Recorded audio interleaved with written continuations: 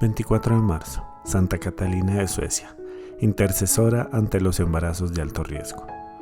Como todos los 24 de marzo, hoy celebramos a Santa Catalina de Suecia, religiosa y mística, hija de la patrona de Europa, Santa Brígida de Suecia. También se le denomina Santa Catalina de Vadstena, en alusión al lugar donde vivió y murió. Catarina o Catalina fue monja brigidina, es decir, perteneció a la orden religiosa fundada por su madre, la Orden del Santísimo Salvador, cuyas integrantes son conocidas comúnmente como brigidinas, en honor a su fundadora. Se le venera como patrona de las vírgenes, aun cuando estuvo casada, y las madres gestantes piden su intercesión ante el peligro de un aborto espontáneo. Catalina nació en Vadstena, ciudad de la provincia de Östergötland, Suecia. Fue la cuarta hija de Santa Brígida. No ha podido establecerse con exactitud la fecha de su nacimiento, pero se cree que fue entre 1331 y 1332.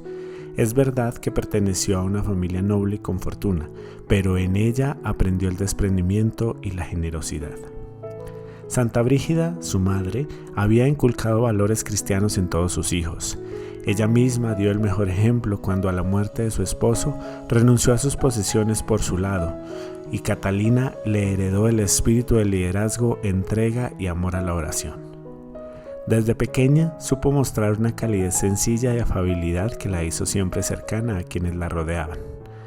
Había aprendido de Brígida a descubrir lo mejor que se puede tener en esta vida: a Dios.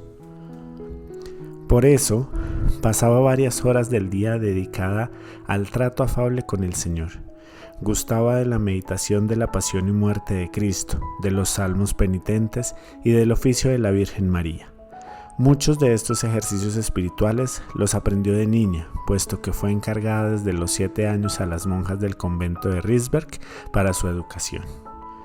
A la edad de 13 años, su padre decidió comprometerla en matrimonio. El elegido fue un noble de origen germánico. Ella no estaba de acuerdo con el arreglo, pero decidió obedecerle a su padre. Después del casamiento, Catalina logró persuadir a su esposo, un hombre de profunda fe, de hacer juntos un voto de castidad, que cumplirían celosamente el resto de sus vidas. En 1349, después de la muerte de su padre, Catalina llegó a un acuerdo con su esposo para quedar libre y partir junto a su madre rumbo a Roma en peregrinación y visitar las tumbas de San Pedro y San Pablo. Estando todavía de camino, Catalina recibió la noticia de que su esposo había fallecido. Entonces decidió no volver a contraer matrimonio y permanecer con su madre en Roma. Allí Catalina empezaría una nueva vida, imitando fervorosamente a Brígida en su vida ascética y pertenencia a Dios. En su condición de viuda, Catalina no debía de visitar a los pobres y enfermos de la ciudad allí donde estuvieran, sea en las calles, en sus casas o en los hospicios.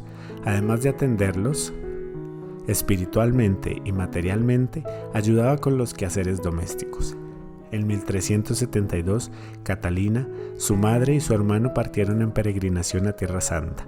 Al año siguiente, durante el viaje de retorno, Brígida falleció en Roma.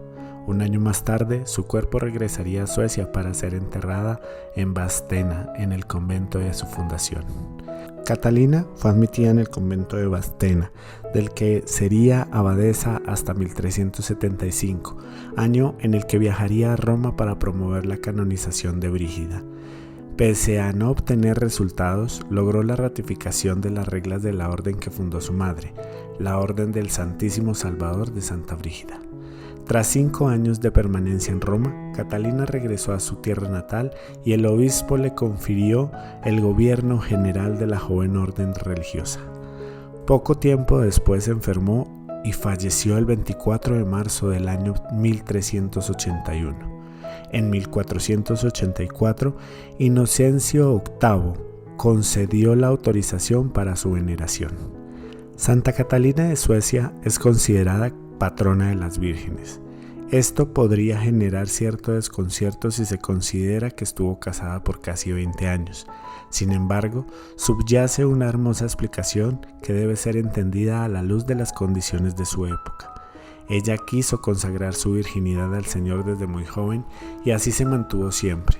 Esto fue posible, en buena parte, gracias a su esposo, quien compartió con ella de manera fuera de lo común el deseo de consagrarse a Dios siendo virgen. Por otro lado, puede llamar la atención también que las madres gestantes pidan la intercesión de la santa ante el peligro de un aborto espontáneo, dado que Catalina nunca tuvo hijos. La explicación de por qué es intercesora de esos momentos tan difíciles por los que pasan muchas mujeres radica en que Catalina tuvo que acompañar en su dolor a más de una madre que había perdido a su hijo en el vientre.